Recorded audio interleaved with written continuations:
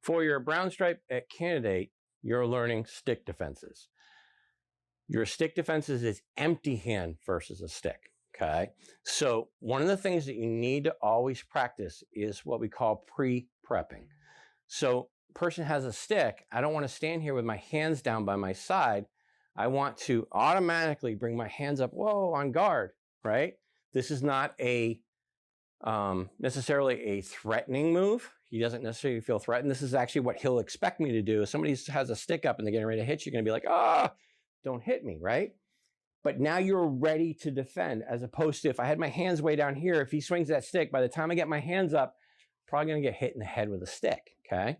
Now, because the stick is a range weapon, it needs distance to really, really do damage. I need to get inside that range, okay? We call it the zero power theory. So if Sensei Kevin holds his arm out like this, that is 0%. As he comes towards me, this is, and it gets all the way to here, this is 100%. This is the home run. And as it goes all the way back, it goes back to 0, okay? It's better to get hit with the bunt than the home run, okay? So I want to be moving towards my opponent.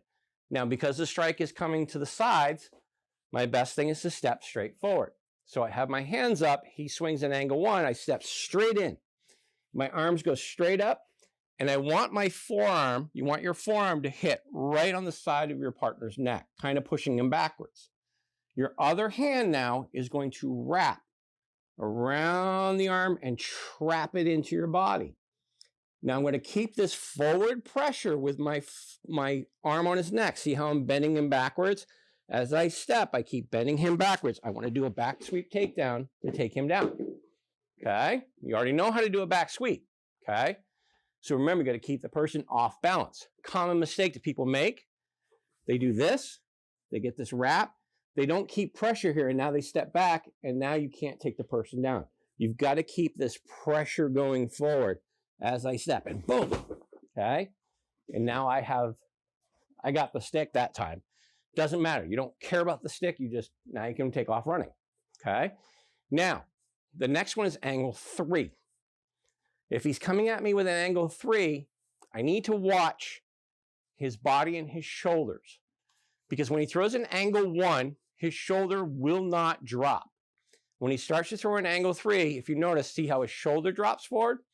That's how I know. But either way, it's okay. I'm going to step in with what we call the fortress. I'm going to do my number 1 from Goknik Singh. And I'm just going to put my palm against my arm like this to be safe. So as he comes in, boom, right there.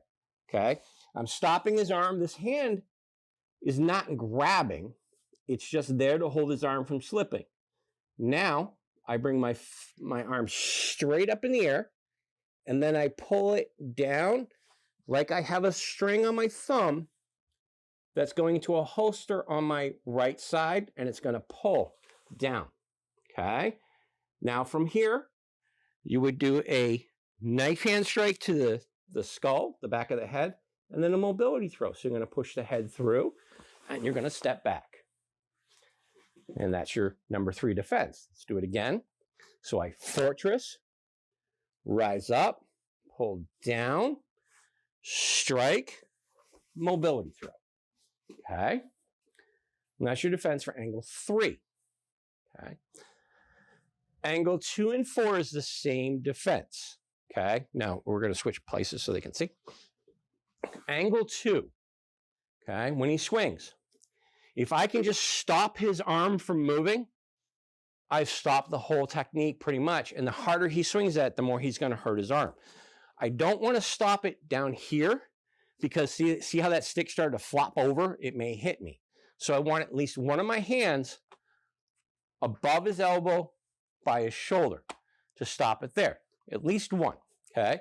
But I'm going to use both hands, and I'm going to go stop. Now, the hand that's closest to the stick, which is the hand that's farthest away from him right now, and my leg, my whole right side of the body, steps forward, and I hit something to turn his head away from me. Now, I'm going to bring my right arm down, so my elbow, I'm just going to throw a front punch is what I'm going to do. I'm just going to go 1, 2, just like that. And now you can do what's called a drag down. I've got this nice and tight. I'm going to push on the back of his tricep as I step back and I drag him down to the floor. Okay, so let's do that again. Stop it. Don't look at me. You don't want to wrap this arm around. You're just going to squeeze your arm down. If I squeeze this in nice and tight and he tries to pull his hand out, he's going to have a really hard time doing it. But if I add this in at the same time, he really has a hard time doing it. And now from here, I drag down, okay? So all you're doing is this type of motion on his arm. My arms are here, and I drag, okay?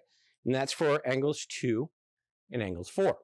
Now, for angle 12, you got to be careful when you practice this one, because he's moving forward, I'm moving forward.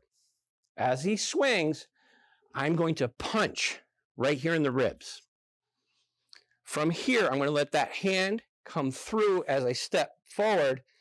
And now both my hands, and we'll turn so you can see in a minute, are striking.